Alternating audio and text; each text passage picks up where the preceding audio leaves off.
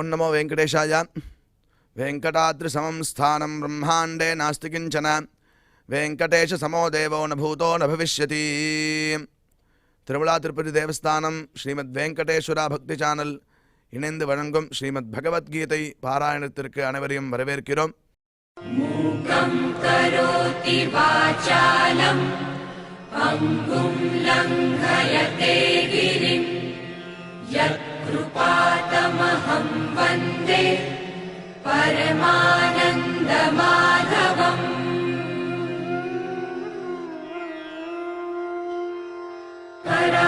करारविन्देन पदारविन्दम् मुखारविन्दे विनिवेशयन्तम् वटस्य पत्रस्य पुटे शयानम् बालं मुकुन्दं मनसा स्मरामि.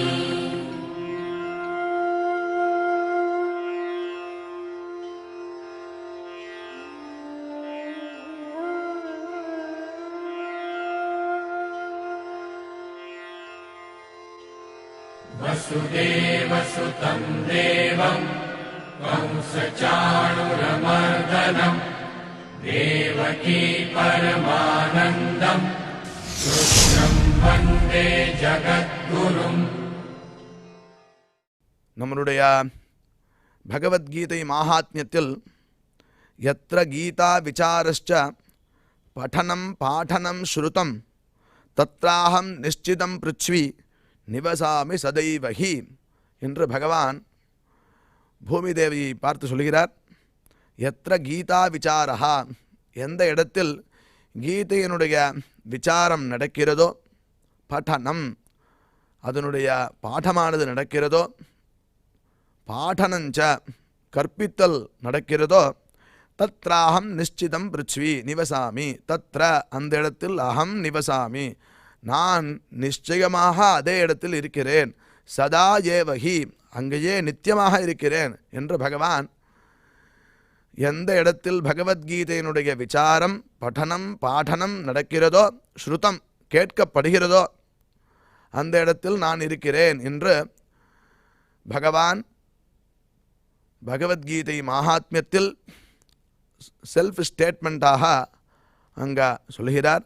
அப்பேற்பட்ட பகவத்கீதை பாராயணத்திற்கு அனைவரையும் வரவேற்கிறோம். அதற்கு முதலில் குரு பிரார்த்தனை மற்றும் சங்கல்பத்துடன் இந்த நிகழ்ச்சியை துவங்கலாம்.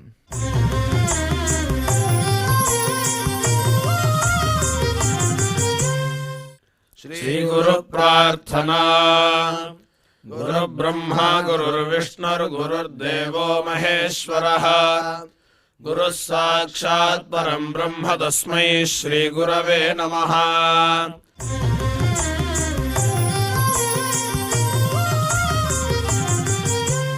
श्रीनिवास प्रार्थना.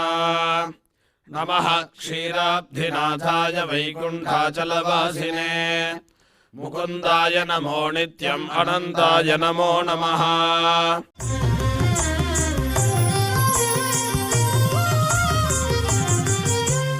अथ श्रीमद्भगवद्गीता पारायण संकल्पः.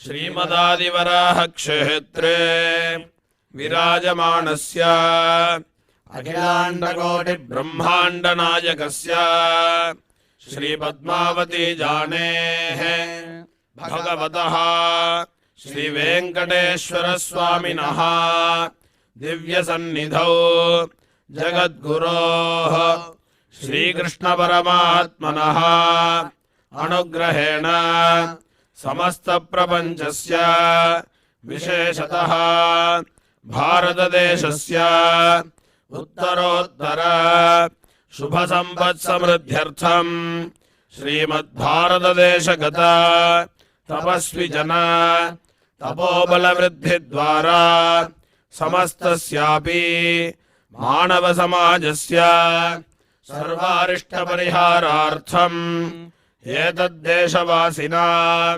सर्वेषां सज्जनानां योगक्षेमार्थं राष्ट्रविरोधिनां निबर्हणद्वारा जनानां चित्तशान्ति चित्तस्थैर्य सन्तोषादि अभिवृद्ध्यर्थम् एतद्देशवासिना परस्परविद्वेष परस्परनिन्दा परस्परहिंसादीनां निवृत्त्यर्थम् परस्परसौमनस्य सिद्ध्यर्थम् समस्तपापक्षयार्थम् श्रीमन्नारायणप्रीत्यर्थम् श्रीपरमेश्वरप्रीत्यर्थम् श्रीमद्भगवद्गीतायाः अखण्डपारायणम् करिष्यामहे।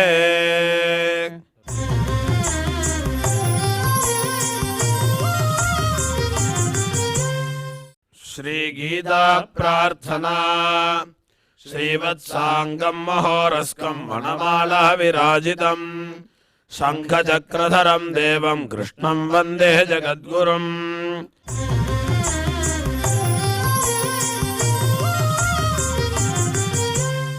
पार्थाय प्रतिबोधितां भगवता नारायणेन स्वयं व्यासेन ग्रथितां पुराणमुनिना मध्ये महाभारतम् अद्वैतामृतवर्षिणीं भगवतीम् अष्टादशाध्यायिनीम् अम्ब त्वामनुसन्दधामि भगवद्गीते भवद्वेषिणीम्।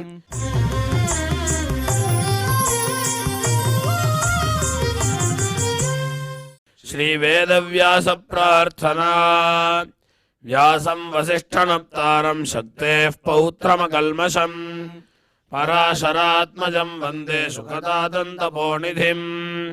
यत्र योगेश्वरः कृष्णो यत्र पार्थो धनुर्धरः तत्र श्रीर्विजयो भूतध्रुवाणि ध्रुवाणीतिर्मतिर्मम।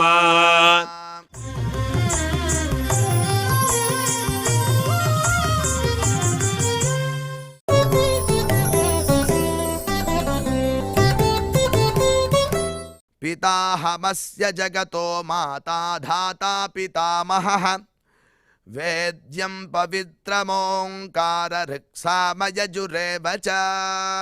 இப்பொழுது திரு ஊவே அனந்தபத்மநாபாச்சாரியார் சுவாமிகள் இந்த ஸ்லோகங்களுக்கு அர்த்தங்களை நமக்கு விவரிப்பார். அதை கேட்டு மகிழ்வோம்.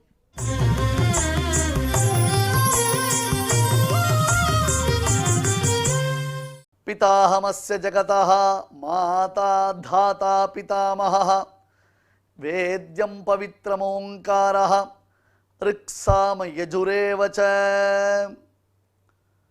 ओम नमो भगवते वेंकटेशाय। अस्य जगतः இந்த உலகத்தில் உள்ளதான ஒவ்வொன்றுக்கும் இந்த உலகத்தில் என்னென்ன இருக்கோ என்னென்ன நீ பார்க்குறியோ இது அத்தனைக்கும் பிதா பிதான்னு அர்த்தம் நான் தான் தந்தை. பிதாசி லோகஸ்ய சராச்சரஸ்ய அர்ஜுனன் ஸ்தோத்திரம் பண்ண போகிறான் பகவானை. உலகத்தில் உள்ள ஒவ்வொன்றுக்கும் பிதா அந்த தந்தையும், மாதா தாயும், பிதாத்வம் மாதாத்வம் தைத தனயா அப்படி சொல்ல போகிறார். பிதா தாயும் நீயே தந்தையும் நீயே அன்னையாய் அத்தனாய் என்னை ஆண்டிடும் தன்மையான் என்பார் மதுரகவி ஆழ்வார். நம்ம உலகத்தில் இருக்கக்கூடியவாள தாய் தந்தைன்றோம். இப்போ தாயினும் ஒருத்தர் வரா, தந்தைன்னு ஒருத்தர் வரா, மனைவின்னு ஒருத்தர் வரா. எப்படி வந்தது தெரியுமா அந்த சம்பந்தம்? எதனால் அந்த சம்பந்தம் நமக்கு ஏற்பட்டிருக்கு? இந்த தேகத்தினுடைய சம்பந்தத்தினால. இந்த தேகத்தில் இப்போ இவர் தேவரத்தன் யஜ்ஞரத்தன் பேரோடு ஒரு மனுஷனாக பிறக்கிறார். அப்போ தேவரத்தினுடைய தாய், தேவரத்தினுடைய தந்தை, தேவரத்தினுடைய மனைவி, தேவரத்தினுடைய மகன் என்பதாக உறவுகள் உண்டாகின்றன. இந்த தேகத்தை விட்டு அந்த ஆத்மா வெளிக்கிளம்பி விட்டது என்றால் அப்புறம் இந்த தேகத்துக்கு அதுக்கு என்ன சம்பந்தம்? ஸ்ரீமத் பாகவதத்தில் ஒரு கதை வருது, மகாபாரத்தில் இந்த கதை இருக்குது. சித்திரகேத்துன்னு ஒரு அரசன் இருந்தான். சித்திரகேத்துன்னு பேர், நல்ல மிகச்சிறந்த அரசன், நல்ல ராஜ்ய பரிபாலனம் பண்ணின்னு வந்தான். அவனுக்கு ரொம்ப நாளாக புத்திர சந்ததி இல்லை. பல மனைவியர் உண்டு. பகுவல்லபாக கழு ராஜானகான், ராஜாக்களுக்கு எத்தனையோ மனைவிகள் உண்டு, பல மனைவிகள் உண்டு அவனுக்கு. ஆனால் அவனுக்கு புத்திர சந்ததி என்பது இல்லை. என்னடா புத்திர சந்ததி இல்லையேன்னு ரொம்ப வருத்தப்பட்டான். நாரத மகரிஷியின் இடத்துல போய் கேட்டான், அப்பா இல்லைன்னா என்னப்பா, இருக்கிறவனுக்கு அதாவது புத்திரன் இல்லாதவனுக்கு ஒரே ஒரு கஷ்டம்தான், புத்திரன் இல்லைன்றதான கஷ்டம். புத்திரன் இருக்கிறவனுக்கு அவனை போய் கேள்வி, எத்தனையோ விதமான சங்கடங்கள், எத்தனையோ விதமான கஷ்டங்கள் அவனுக்கு உண்டு. அந்த புத்திரனாலே அவனுக்கு ஏற்படும்ன்றது லோகத்தில் பார்க்குறோம் நம்ம. அந்த மாதிரிலாம் இருக்குது. நீ பேசாமல் விட்டுட்டா பகவத் சங்கல்பம், ஈஸ்வர சங்கல்பம். குழந்தை இல்லைன்றது ஒரு பெரிய பிரச்சனையா? குழந்தை இருந்தால் சந்தோஷம்தான், இல்லைன்னா பரவாயில்ல விட்டுடானர். இல்லை இல்லை குழந்தை வேண்டும் குழந்தை வேண்டும் குழந்தை வேண்டும்னு ரொம்ப ஏங்கினான் அவன். சரி, நாரதர் அனுகிரகம் பண்ணார். குழந்தை அனுகிரகம் பண்ணுறேன், ஆனால் மனசில் வச்சுக்கோ இந்த குழந்தை உனக்கு நிலைக்காது அப்படின்ட்டு அவர். குழந்தை பிறந்தா போருன்ற மாதிரி ஆசையோ இல்லையோ, தசரதன் அப்படி தான் ஆசைப்பட்டான். எனக்கு எப்படியாவது குழந்தை பிறந்தா போருன்னு ஆசைப்பட்டான். குழந்தை பிறந்தது. அதை பால் ஊட்டி சீராட்டி தாளாட்டி வளர்த்தா. ஒரு நாள் அந்த குழந்தை இறந்து விட்டது எதிர்பாராமல். எப்படி இருக்கும்? ஓன்னு கதறி அழுதான் அந்த அரசன். இந்த தெய்வம் பற்றியா பாழா போன தெய்வம், நம்ம குழந்தையே இல்லாமல் இயங்கினோம், கடைசியில் நமக்கு ஒரு குழந்தையை கொடுத்து இந்த குழந்தையை நம்ம இடத்துல பறித்து கொண்டு விட்டதே என்று அந்த ஏக்கத்தை தாங்க முடியாமல், அந்த வேதனையை தாங்க முடியாமல் அரற்றி அழுதான் அரசன். அந்த சமயத்தில் நாரதர் மறுபடியும் வந்தார். வந்த உடனே, ஐயோ சுவாமி இப்படி ஆயிடுத்த, இந்த மாதிரி நான் கஷ்டப்படுறேனே, எவ்வளோ பெரிய துக்கத்தில் துயரத்தில் நான் ஆழ்ந்திருக்கேன், எனக்கு நீர் ஆறுதல் அப்படின்னு அவரை காலில் விழுந்து சேவிச்சான். நான் தான் சொன்னேனேப்பா, நீ அதுக்கெல்லாம் ஆசைப்படாத, அப்படியே உனக்கு புத்திரன் பிறந்தாலும் அந்த புத்திரன் உனக்கு நிற்காதுன்னு நான் சொன்னேனே, நீ கேட்கலையே என்ன? இல்லை இல்லை சுவாமி எனக்கு தாங்கலைன்னு. அவ்வளவுதான்டானர். இல்லை சுவாமி ஏதாவது ஏற்பாடு பண்ணுங்க, எப்படியாவது எனக்கு என்னுடைய குழந்தை வேணும். இல்லைப்பா சுவாமி நீங்கள் சொல்லக்கூடாது, நீர் பெரிய தபோதனர், உம்முடைய தபஸுக்கு எல்லாம் சாதிக்க முடியும், அதனால் எனக்கு என்னுடைய குழந்தைய மறுபடியும் மீட்டு தாருங்கள் அப்படின்னு நாரதர் பார்த்தார். நான் ஒன்று பண்ணுறேன், ஒரு 5 நிமிஷம் மறுபடியும் அவனுடைய குழந்தைக்கு ஒரு உயிர்ப்பு கொடுக்குறேன். என்னுடைய தப்போ வலிமையினாலே அந்த இறந்த குழந்தைக்கு மறுபடியும் ஒரு 5 நிமிஷம் உயிர்ப்பு கொடுக்குறேன். நீ அந்த குழந்தைகிட்ட என்ன கேட்கணுமோ, என்ன பேசணுமோ, என்ன தெரிஞ்சுக்கணுமோ அதை தெரிஞ்சுக்கோ. பட் ஒன் திங், 5 நிமிஷத்துக்கு மேலே அந்த குழந்தையின் இடத்துல மறுபடியும் உயிர் தங்காது, நீ பார்த்துக்கோ அப்படின்ட்டு. குழந்தை திருப்பி பறக்க போகிறது, இறந்த குழந்தை திருப்பி அது பிறக்க போகிறதுன்னா என்ன ஆச்சரியம் அது! அந்த உயிரற்ற உடலை பார்த்து கொண்டே இருக்கான். நாரதருடைய மகிமையினாலே மீண்டும் அந்த குழந்தை உயிர்த்தது. என் கண்ணே, என் செல்வமே, என் ராஜா, என் தங்கமே, அப்படியே எடுத்து வாரி அணைச்சி ஊச்சு போகிறது. அதுக்கு இச்சுன்னு முத்தம் கொடுத்து ஆடுறான், ஆனந்த கண்ணீர் விடுறான், கூத்தாடுறான், கொண்டாடுறான், சந்தோஷப்பட்டான். இறந்த குழந்தை பிழைத்தது என்று ஒரே ஆனந்தம் அவனுக்கு உண்டாயிற்று. என் மகனேன்னொன்னே அந்த குழந்தை பேசுறது. யாருக்கு மகன் அப்படின்னு கேட்டது. இன்னும் யாருக்கு மகன்? நீ என்னுடைய பையன்டான். அது போன ஜென்மா, எனக்கு இப்ப வேற ஜென்மா. எனக்கு இப்ப வேற ஒருத்தர் தந்தை, அல்லது வேறு ஒருத்தனுக்கு நான் தந்தை. 2 விதமா உண்டோ இல்லையோ? இன்னைக்கு சாதாரணமாக இளவயது அந்த இளைஞர்கள்லாம் இருக்காளே, தங்களுடைய பெற்றோர்களை உதாசீனம் பண்ணும்பொழுது அப்படி தான் சொல்லுவாள். யார் அப்பா, யார் பிள்ளை, அதெல்லாம் அப்போ, இப்போல்லாம் கிடையாது. உன் வேலையை பார்த்துக்கோ, நீ என் வேலையை பார்த்துக்கிறேன், எங்களுக்கு தெரியும், we know how to be in the world அப்படின்னு சொல்கிறாவா. அந்த மாதிரி இந்த பிள்ளை பேசுகிறதா? யாருக்கு பிள்ளை, யாருக்கு அப்பா? நான் உனக்கு தகப்பன்டா, நீ எனக்கு பிள்ளைடா அப்படின்னா ராஜா. தகப்பன் பிள்ளைன்னு தான உறவு எனக்கு போன ஜென்மால. இந்த தேகத்தை பார்க்கறியே, இந்த தேகத்துக்கு என்னுடைய ஆத்மாவுக்கும் சம்பந்தம் இருந்த பொழுது நீ எனக்கு தகப்பன், நான் உனக்கு பிள்ளையா இருந்தேன். இப்பொழுது என்னுடைய ஆத்மா, நானாகிற என்னுடைய ஆத்மா மற்றொரு தேகத்தின் சம்பந்தத்தை அடைந்து விட்டது. நீ உன் வேலையை பார்த்துக்கோ, இனிமேல் வேஸ்ட்டாக உன்னுடைய டயத்தை வேஸ்ட் பண்ணாத. மறுபடியும்லாம் நான் உனக்கு பிள்ளையாக பிறக்க மாட்டேன், நான் உனக்கு பிள்ளை இல்லை, நான் இப்போ வேறொருத்தருக்கு பிறந்துட்டுருக்கேன், அதனால் எனக்கு அது காரியம் இருக்குது, நீ விட்டுடு அப்படின்னு நாரதரை அவர் சித்திரகேதுவை பார்த்து சொன்ன உடனே தான் அவனுக்கு தத்துவம் புரிந்தது. நாரதர் சிரிச்சுட்டே சொன்னார், இது தானப்பா நான் முதலே உபதேசம் பண்ண உனக்கு. நீ மகன் யாரை நினைக்கிறியோ அவன் மகன் இல்லை என்று சொல்லணும். இந்த தேகம் ஷரீராகிருதி பேதாஸ்து, அதாவது ஷரீராகிருதி பேதைகி, இந்த சரீரத்தினுடையதான பேதத்தினாலே, இந்த தேகத்தினால் உண்டாகக்கூடிய, தேகத்தில் ஏற்படக்கூடிய சம்பந்த விசேஷத்தினாலே இத்தகைய பேதங்கள் உண்டாகின்றனவே அன்றி உண்மையில் அங்கே ஒரு விதமான பேதமும் கிடையாது. பிதாஹமஸ்ய ஜகதா, இதுதான் தத்துவம், இதுதான் தத்துவம். அப்ப தாயாக, தந்தையாக, உறவாக, மனைவியாக எல்லா விதமான உறவுகளும் நம்மை சுற்றி இருப்பதற்கு காரணம் என்ன? நாம் இந்த தேகத்தில் இருப்பதினாலே, அவர்களுக்கு அந்தந்த தேகம் கிடைத்திருப்பதினாலே. நாம் நம்முடைய தேகத்தை விட்டாலும் அவர்கள் நமக்கு உறவு அல்ல, அவர்கள் அவர்களுடைய தேகத்தை விட்டாலும் நாம் அவர்களுக்கு உறவு அல்ல. ஒரே உறவு, உந்தன்னோடு உற்றோமே, உந்தன்னோடு உறவேல் நமக்கு இங்கு ஒழிக்க ஒழியாது. ஆண்டாள் திருப்பாவில காண்பித்தா. பெருமாளுக்கு நமக்கு இருக்கக்கூடிய சம்பந்த விசேஷத்தை ஒரு பொழுதும் நாம் மாற்றிக்கொள்ள முடியாது. எல்லாமுமாய் அவன்தான் இருக்கிறான். மாதா பிதா யுவதய ஸ்தனயா விபூதிஹி என்று தந்தையாகவும் அவன்தான் இருக்கிறான், தாயாகவும் அவன்தான் இருக்கிறான். எல்லா உறவும் அவன்தான். அஸ்ய ஜகதா பிதா மாதா தாத்தா. தாத்தான்னு அர்த்தம் பிறவிக்கு காரணபூதனாய் அமைந்த வேறு ஒரு சேத்திரன். அதுக்கு ஒரு கதை இருக்கு, அந்த கதை சொல்ல போறேன் இப்ப. தாத்தா பிதாமகா பாட்டன், அகம் வேத்யம், நான் தான், நான் தான், இதெல்லாம் நான் தான். அகம் வேத்யம், வேத மூலம், வேதத்தை மூலமாக்கி கொண்டு வேதத்தின் மூலம் அறியத்தக்க பவித்ரம் அகம், ஒன்றை புனிதமாக்கும் வஸ்துவும் நான் தான். ஓம்காரஹா பிரணவம் அகம், நான் தான். ரிக் யஜு சாம யஜுரேவச்ச, ரிக்வேதம் யஜுர்வேதம் சாமவேதம் அதர்வண வேதம் யாரு? நான் தான். இப்படி ஸ்தாவர ஜங்கமங்களில் அவைவைகளுக்கு தந்தையாகவும் தாயாகவும் தாத்தாவாகவும் பாட்டன்மார் தாத்தாவாகவும் இவை அனைத்தும் நான் தான். வேதத்தில் பரமபாவனமாக சொல்லப்படக்கூடிய பிரணவம், ரிக்கு, யஜுசு, சாமம் இவை எல்லாம் நான் தான்.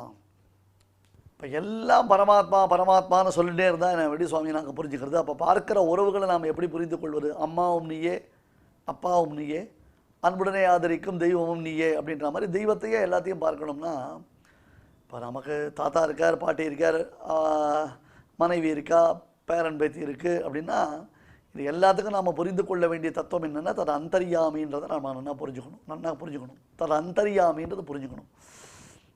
இப்போ நமக்கு தாத்தா ஒருத்தர் இருக்கார், தது அந்தரியாமி பரமாத்மா. பாட்டி ஒருத்தர் இருக்கா, தது அந்தரியாமி பரமாத்மா. மனைவி இருக்கா, தது அந்தரியாமி பரமாத்மா. இதனால் வரக்கூடிய கான்செப்ட் என்னென்னா, பரமாத்மாவினுடைய சம்பந்தம் இல்லாதது உலகத்தில் எதுவுமே கிடையாது. பரமாத்மாவுடைய சம்பந்தம் இல்லாதது எதுவுமே கிடையாது. நிற்கின்றதெல்லாம் நெடுமால் என்று எல்லாவற்றையும் நாம் பகவத் ஸ்வரூபமாகவே பார்க்க வேண்டும். பகவத் ஸ்வரூபத்தை மகான்கள் மட்டும்தான் அறிய முடியுமே தவிர்த்து சாமானியர்கள் நம்மை போல்வர்கள் அறிய முடியாது. அப்போ நமக்கெல்லாம் என்ன வழிகாட்டினா, இந்த மாதிரி உபதேசங்கள் தான் நமக்கு இந்த விஷயத்தில் வழிகாட்டியாக திகழ்கின்றன. அஸ்ய ஜகதா பிதா மாதா தாத்தா, தாயும் அவன்தான், தந்தையும் அவன்தான், பிறவிக்கு காரணபூதனம் பகவான்டர். இந்த ஒரு கான்செப்ட் ரொம்ப அழகான கான்செப்ட். அப்பா அம்மா ரெண்டு பேர் இருக்கா, அப்படி தானே பிறவிக்கு காரணபூதர்களாக இருக்கா.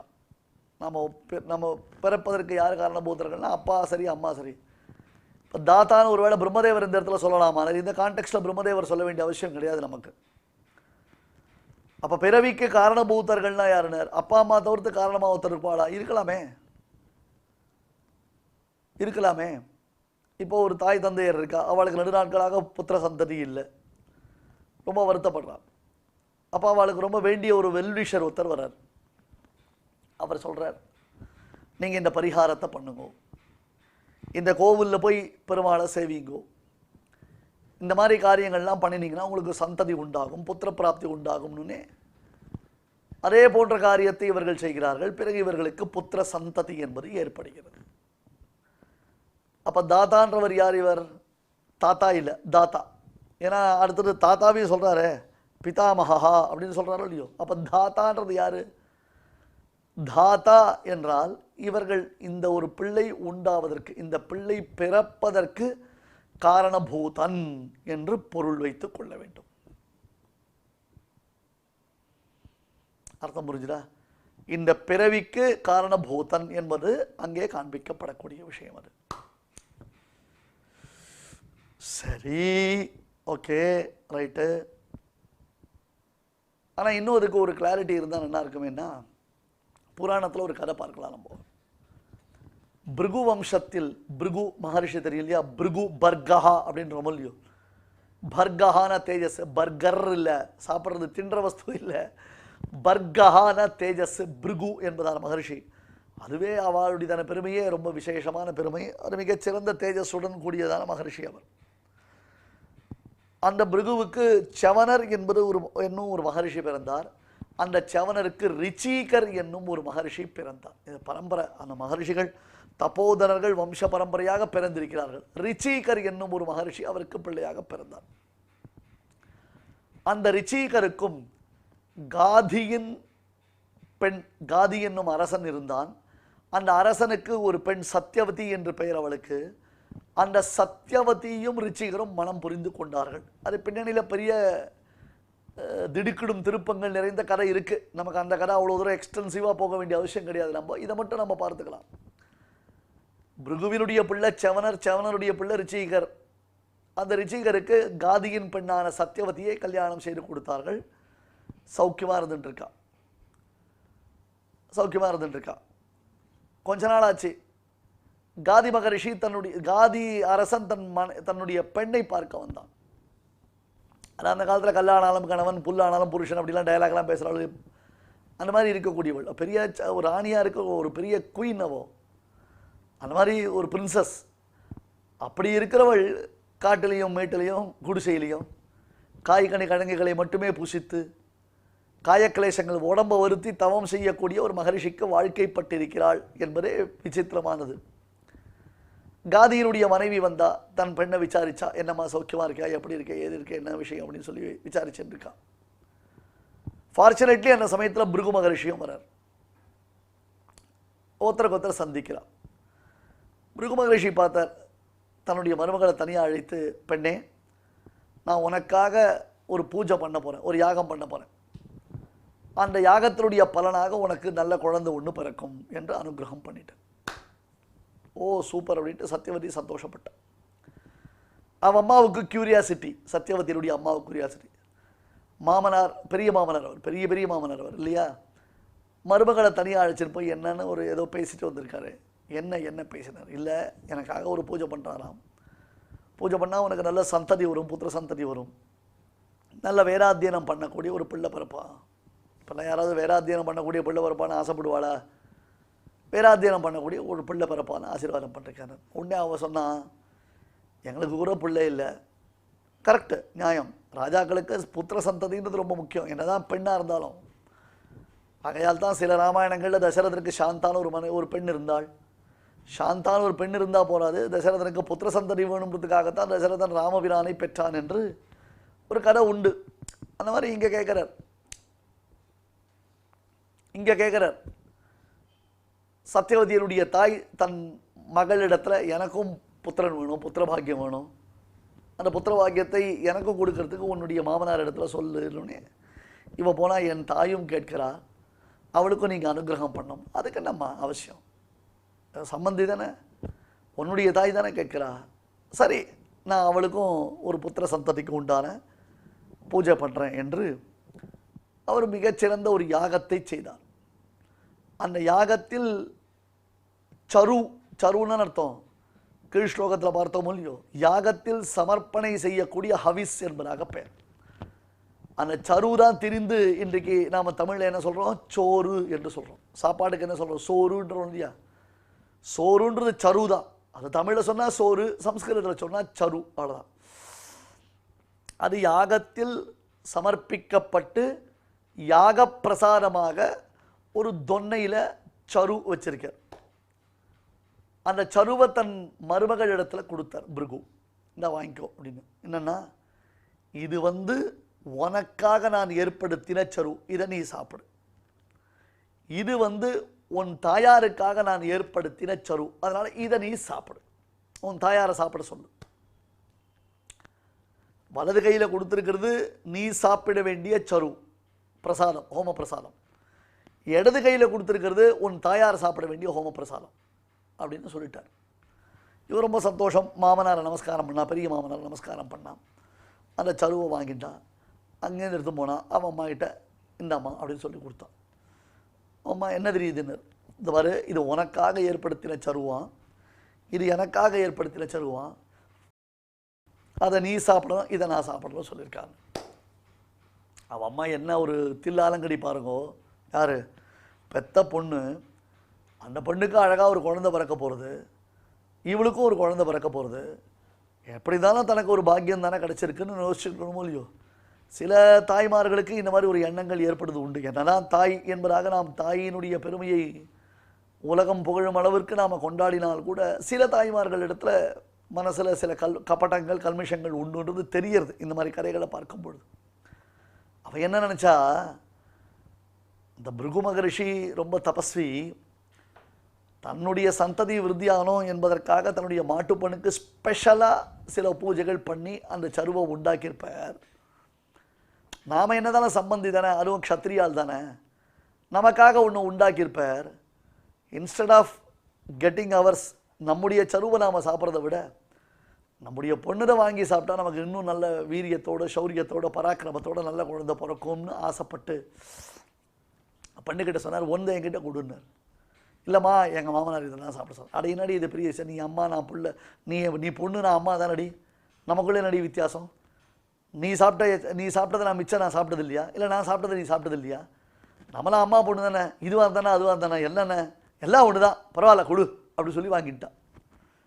அம்மா சொல்லிட்டாலே அதை மீற முடியாது, அதை தவிர்க்க முடியாது. அவள் சொல்கிறதுக்கப்புறம் நாம் எதிர்த்து பேச முடியாதுன்னு அம்மாவுக்கு அதை கொடுத்துட்டு இவன் தான் வாங்கி சாப்பிட்டான். அப்புறம் மறுபடியும் போய் பிருகுவை போய் சேவிச்சான். என்னடி அம்மா நான் கொடுத்தபடி சாப்பிட்டியானார். சாப்பிட்டேனர். நான் கொடுத்தபடியே சாப்பிட்டியானார். நீங்கள் கொடுத்தது தான் சாப்பிட்டேன், ஆனால் எங்கள் அம்மா ரொம்ப டார்ச்சர் பண்ணா, ரொம்ப நிர்பந்தம் பண்ணா, அதனால் எனக்கு நீங்கள் கொடுத்ததை எங்கள் அம்மாகிட்ட கொடுத்துட்டு எங்கள் அம்மாவுக்கு என்று நீங்கள் கொடுத்ததை நான் வாங்கி சாப்பிட்டேன்னு. அதை பிருகு சொன்ன, அதை பைத்தியகாரத்தில் பண்ணிட்டேன் பற்றியா. ஏம்மா இது என்ன ஒருத்தருக்கு ஒருத்தர் மாற்றினார்ப்பா. ஒரு மாத்திரை ஒரு ரெண்டு நோயாளிகள் ஒரு டாக்டர்கிட்ட வரா, டாக்டர் 2 பேருக்கு 2 மாத்திரை எழுதி கொடுத்தான். நாம் 2 பேரும் மாத்திரையை எக்ஸ்சேஞ்ச் பண்ணிக்கலாம்னா ஏன்னா புடவை எக்ஸ்சேஞ்ச் பண்ணிக்கிற மாதிரியாது. அவனுக்கு என்னவோ அவனுக்கு ஏற்ற மாதிரி மாத்திரை கொடுத்துருப்பார், இவனுக்கு என்னவோ இவனுக்கு ஏற்ற மாதிரி மாத்திரை கொடுத்துருப்பார். அதில் நம்ம 2 பேரும் எக்ஸ்சேஞ்ச் பண்ணிக்கலான்றது முட்டாள்தனம் இல்லையா. ஆனால் எக்ஸ்சேஞ்ச் பண்ணிவிட்டா, எக்ஸ்சேஞ்ச் ஆகிடுத்து. எக்ஸ்சேஞ்ச் பண்ணி சாப்பிடவும் சாப்பிட்டாச்சு. எக்ஸ்சேஞ்ச் பண்ணி சாப்பிடாமல் இருந்தால் அட்லீஸ்ட்டு ஒரு ரெஸ்கியூ பண்ணலாம், ஏதாவது ஒரு ஐடியா பண்ணலாம். எக்ஸ்சேஞ்சும் பண்ணி ஆகிடுது, சாப்பிடவும் சாப்பிட ஆகிடுது. அவர் சொன்னார், பிருகு இங்கே பாரு, இந்த மாதிரி முட்டாள்தனம் பண்ணிட்டேன் நீ. நான் உங்கள் அம்மா க்ஷத்ரிய பெண், உங்கள் அம்மா. ஸோ அந்த க்ஷத்ரிய வம்சமானது நல்லா விருத்திக்கு வரணும். நல்ல ஒரு விசேஷமான ஞானத்தோடு அந்த க்ஷத்ரிய வம்சமானது விருத்திக்கு வரணும், பராக்கிரமத்தோடு அந்த க்ஷத்ரிய வம்சமானது வரணும் அப்படின்னு ஒரு ஆசையினால உங்கள் அம்மாவுக்கு ஸ்பெஷலாக ஒரு சர்வ் பண்ணியிருந்தேன். நம்ம குலம் பிராமண குலம், நமக்கு என்ன வேணும், ஞானம் தபஸ் இருக்கணும். பிராமணனுக்கு எது முக்கியம்னா தபஸு தான் முக்கியம்.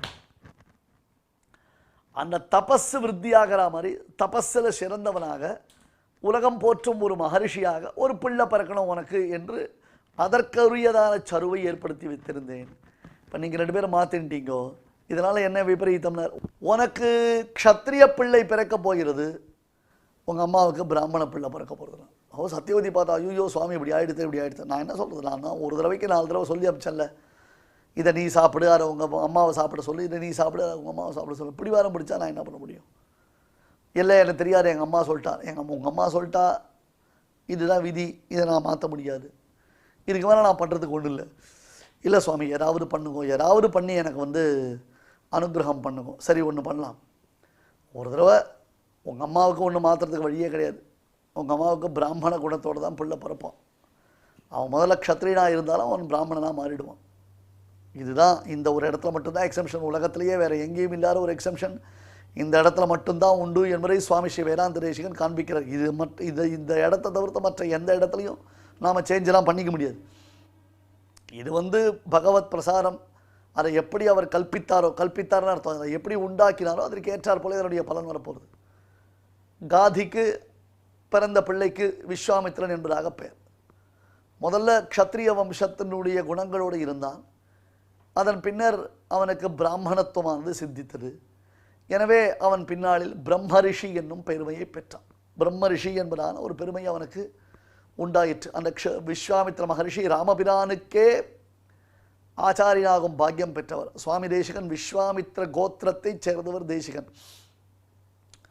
சரி, இங்கே வருவோம். இங்கே வந்தால் என்ன எடுத்து அந்த சத்தியவதி, ஐயோ எனக்கு ஏதாவது பண்ணுங்களேன், எனக்கு ஏதாவது பண்ணுங்களேன்னு. ரைட், ஒன்று பண்ணுறேன். உன்னுடைய பிள்ளை உனக்கு பிராமண அம்சமாக பிறக்கட்டும், நான் அனுகிரகம் பண்ணிவிடுறேன். ஆனால் அந்த பிள்ளைக்கு பிறக்கக்கூடிய பிள்ளை பயங்கர க்ஷத்ரியனாக இருப்பான். பொறுமையே கிடையாது, ஷார்ட் டெம்பர், பயங்கர ஷார்ட் டெம்பர். எடுத்தா எல்லாத்துக்கும் ஒரு ஆயுதத்தை கையில் எடுத்து அடி துவம்சம்தான், வெட்டு குத்து கொல்லு, இதான் அவன் காரியம் பண்ண போகிறான். வேறு வழி இல்லை அப்படின்ட்டார். சரி அப்படின்ட்டான். புரியுதா? அதனால் ஒரு குழந்தை பிறந்தது. ரிச்சிகருக்கும் சத்தியவதிக்கும் பிறந்த பிள்ளைக்கு ஜமதக்னி என்பதாக பெயர். அந்த ஜமதக்னி பரமசாத்விகர், பரமசாந்தன். அந்த ஜமதக்னி ஆசிரமத்தை கொளுத்தி அவரை கொன்ற பொழுது கூட அவர் எதிர்ப்பை காண்பிக்கல. அவ்வளவு பொறுமையாக இருக்கக்கூடியவர் ஜமதக்னி. ஆனால் அவருடைய பிள்ளை பரசுராமன் என்பவன் ரோஷராமன். பிறக்கச்சவே கையில் கோடாரியோடு பிறந்தான், ஆயுதத்தோடு பிறந்தான். 21 தலைமுறைகள் க்ஷத்ரிய வம்சமே இருக்கக்கூடாது. க்ஷத்ரிய வம்சத்தை வெட்டி சாய்த்து அவர்களுடைய ரத்தத்தில் தன்னுடைய பித்திருக்களுக்கு தர்ப்பணம் பண்ணினான் பரசுராமன். சைலண்டாக சாத்வீகமாக பண்ண வேண்டிய தர்ப்பணத்தை இவ்வளோ வைலண்டாவாக பண்ணுவா. இன்னொருத்தருடைய ரத்தத்தை எடுத்தா தர்ப்பணம் பண்ணுவா பித்திருக்களுக்கு. அப்படி ஒரு கோபத்தை அடைந்தவர் பரசுராமன். இப்போ பாருங்க, தாய் தந்தையர் மட்டும் ஒரு குழந்தையினுடைய பிறவிக்கு காரணபூதர்கள் அல்ல. தாத்தா என்றால் இங்கே பிருகு காரணபூதராய் அமைந்தார். இந்த குழந்தை பிறக்கிறதுக்கு ஒருத்தர் ரீசன் என்பதாக பொருள். அந்த ரீசனும் யாரு? பரமாத்மா தான். இப்போ இங்க என்ன எடுத்தனா, பரமாத்மாவுடைய சங்கல்பத்தினால சரு மாறி போயிடுது. கருவின் குற்றம் அல்ல, இது சருவின் குற்றம். அந்த சரு மாறினதுனால பிறக்க வேண்டிய பிள்ளைகள் மாறிவிட்டன. இதெல்லாம் புராணங்களில் ரொம்ப ஜாக்கிரதையாக கவனிக்க வேண்டிய கதை. இதே மாதிரி தான் திதி தேவி, திதி அதித்தின்னு 2 மனைவிகள் கஷ்யப பிரஜாபதிக்கு. ஒரு நாள் திதி தேவி சந்தியாகாலம்னா சாயம் சந்தியா, பிரதோஷ காலம். அந்த பிரதோஷ காலத்தில் சிவன் தன்னுடைய பிரமதகணங்களோடு சஞ்சரிக்கக்கூடிய காலம். அந்த சமயத்தில் பர்த்தா பத்னி சங்கமம் கூடாது என்பது சாஸ்திரம். ஆனால் திதி தன் கணவனை நிர்பந்தப்படுத்தினாள், கஷ்யப பிரஜாபதியை நிர்பந்தப்படுத்தினாள். எனக்கு இந்த சமயத்தில் உங்க கூட சங்கமிக்கணும்னு ஆசைப்படுறேன், நான் வானாண்டியம்மா கொஞ்சம் வெயிட் பண்ணு, உன்னுடைய டிசைரை நான் ஃபுல்ஃபில் பண்ணுறேன்னு கஷ்யபர். ஆனால் ஒத்துக்கலை. அவளுடைய அதீதமானது ஒரு காமம் அதற்கு இடம் கொடுக்கவில்லை. அப்படி ஒரு ஏற்பாடு நடந்தது. சரி, அதுக்கப்புறம் கொஞ்சம் மனசு தெளிந்தது திதி தேவிக்கு. சுவாமி, இப்போ நான் சந்தோஷமாக இருக்கேன், ஆனால் ஒரு சின்ன கலக்கம் வந்துடுது. என்ன? சேரக்கூடாத வேலையில் உங்கள் இடத்துல சேர்ந்ததுனால என்ன விளைவினர்? வேற என்ன? உனக்கு பிறக்கக்கூடிய பிள்ளை அசுரனாக பிறப்பான். சேரக்கூடாத வேளையில் என்னுடன் சேர்ந்ததினாலே உனக்கு பிறக்கக்கூடியதான பிள்ளை அசுரனாக பிறப்பான். ஐயோ, எனக்கு அசுரனாக பிள்ளை பிறக்கணும்னு வேற வழி கிடையாது. இல்லை இல்லை, ஏதாவது பண்ணுங்க, ஒன்று பண்ணுறேன், உனக்கு பிறக்கிற பிள்ளை அசுரனாக தான் பிறப்பான். ஆனால் அதற்கு அடுத்தது உன்னுடைய பேரன் பரம பாகவதோத்தமனாக இருப்பான், பரம விஷ்ணு பக்தனாக இருப்பான். யார்? பிரகலாத ஆழ்வான். அதனால் தாய் தந்தையர் மட்டும்தான் ஜன்மத்திற்கு காரணம் என்பது இல்லை. பல காரணங்கள் உண்டாகின்றன. அந்த காரணங்களாக இருப்பவனும் நான் தான் என்று பரமாத்மா நம் உறவுகளில் உறவுகளாகத்தான் காரணமாக இருப்பது மட்டுமல்லாமல் எல்லாவித காரணமும் தானே என்பதை இந்த ஸ்லோகத்தினாலே காண்பிக்கிறான். பிதாஹமஸ்ய ஜகதஹ மாதா தாதா பிதாமஹ வேத்யம் பவித்ரமோங்கார ரிக்ஸாம யஜுரேவச. ஸ்ரீமதே பகவதே பாஷ்யகாராய நமஹ. இப்பொழுது அடியேன் சொல்கிறத எல்லாரும் திருப்பி சொல்லுங்க. पिताहमस्य जगतः पिताहमस्य जगतः माता धाता पितामहः माता धाता पितामहः वेद्यं पवित्रमोङ्कारः वेद्यं पवित्रमोङ्कारः सामयजुरेव च ऋक्सामयजुरेव च இப்பொழுது இந்த ஸ்லோகங்களை நாம் அனைவரும் பாராயணம் செய்வோம். पिताहमस्य जगतो माता धाता पितामहः वेद्यं पवित्रमोङ्कार ऋक्सामयजुरेव च நம்மளுடைய சனாதன தர்மத்தில் தெய்வத்தை ஆராதிக்கும் வழிகளில் முதன்மையானது பகவன் நாம சங்கீர்த்தனம். நம்மளுடைய சனாதன ஹிந்து தர்ம நூல்களில் காலக்ஷேபோ நகர்த்தவ்யா க்ஷீணமாயு க்ஷணே க்ஷணே யமஸ்ய கருணா நாஸ்தி கர்த்தவ்யம் ஹரிகீர்த்தனம் என்று சொல்லப்பட்டுள்ளது. டயத்தை வேஸ்டே பண்ணக்கூடாதா. காலக்ஷேபா நகர்த்தவ்யா க்ஷீணமாயு ஆயுஷானது போயிட்டே இருக்கு. யமஸ்ய கருணா நாஸ்தி யமதர்மராஜனுக்கு கருணையே இருக்காதான். டைம் ஆகிடுதுன்னு வந்து தூக்கின்னு போயிடுவான். அதனால் கர்த்தவ்யம் ஹரிகீர்த்தனம் கர்த்தவ்யம்னு போட்டிருக்கு. மஸ்ட்டு கீர்த்தனமானது மஸ்ட்டு செய்யணும்னு அர்த்தம். கண்டிப்பாக செய்யணும், ஹரிகீர்த்தனம் செய்யணும். அதனால் பலவிதமான லாபங்கள் இருக்குது அப்படின்னு காட்டி கொடுக்கறது சாஸ்திரம். அப்பேற்பட்ட நாம சங்கீர்த்தனத்தை நாம் கேட்டு மகிழலாம். ಮನಶುದ್ಧಿಯಿಲ್ಲದವಗೆ ಮಂತ್ರದ ಫಲವೇನು ಮನಶುದ್ಧಿಯಿಲ್ಲದವಗೆ ಮಂತ್ರದ ಫಲವೇನು ತನು ಶುದ್ಧಿಯಿಲ್ಲದವಗೆ ತೀರ್ಥದ ಫಲವೇನು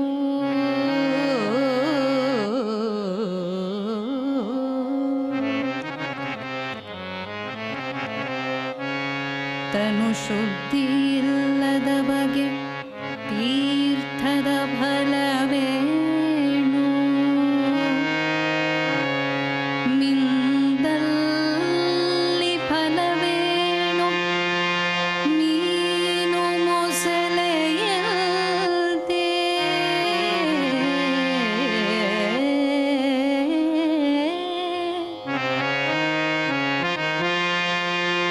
ಮಿಂದಲ್ಲಿ ಫಲವೇನು ಮೀನು ಮೊಸಳೆಯ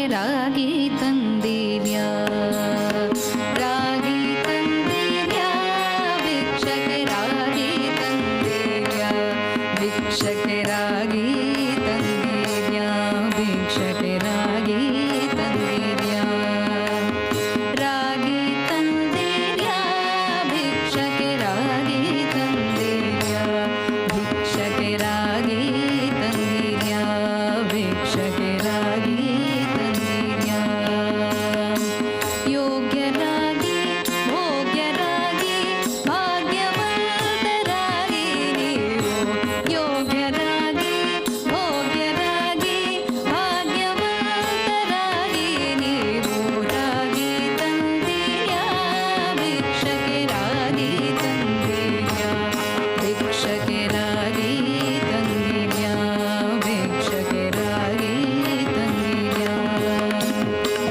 ಅನ್ನದಾನವ ಮಾಡುವರಾಗಿ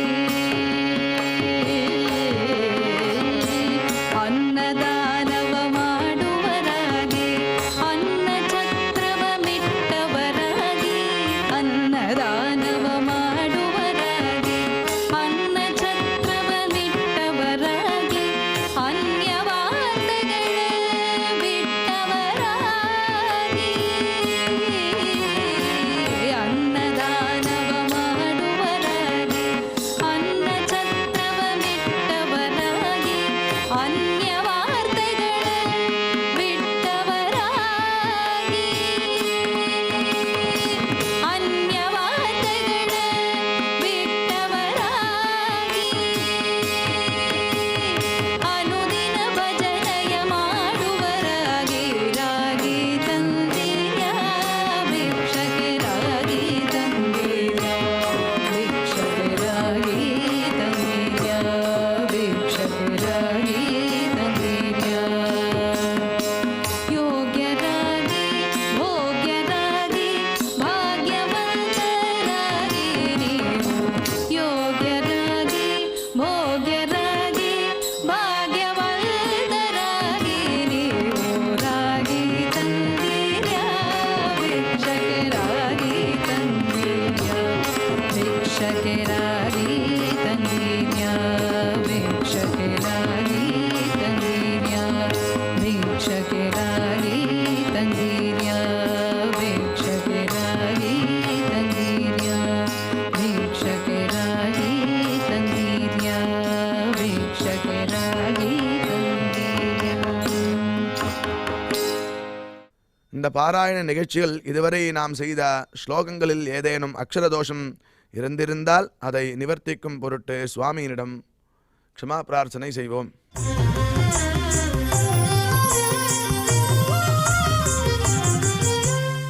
अथ क्षमा प्रार्थना यदक्षरपदभ्रष्टं मात्राहीनं च यद्भवेत् तत्सर्वं क्षम्यतां देव नारायण नमोऽस्तु ते।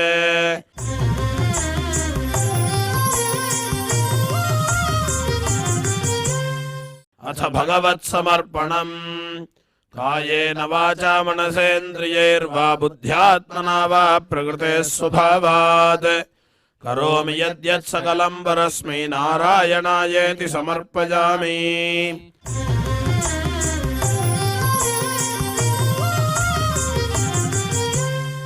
अथ लोकक्षेम प्रार्थना सर्वे भवन्तु सुखिनः सर्वे सन्तु निरामयाः सर्वे भद्राणि पश्यन्तु मा कश्चित् दुःखभाग् भवेत्. சுவாமியினுடைய பரிபூர்ண அருள் கிடைக்க வேண்டி மங்களாசாசனத்துடன் இன்றைய நிகழ்ச்சி நிறைவு பெறுகிறது. நாளை மீண்டும் இதே நிகழ்ச்சியில் சந்திக்கலாம். ஓம் நமோ வெங்கடேஷாய.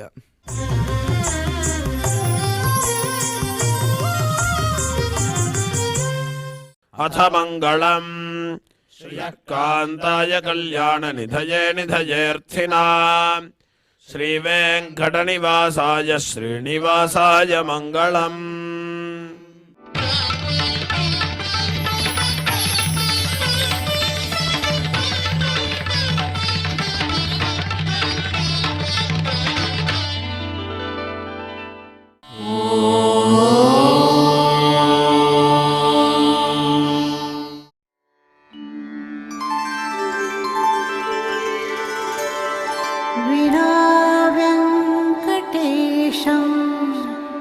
ननाथो ननाथः सदा वेङ्कटेशं स्मरामि स्मरामि। हरे वेङ्कटेश प्रसीद प्रसीद। प्रियं वेङ्कटेश प्रयच्छ प्रयच्छ।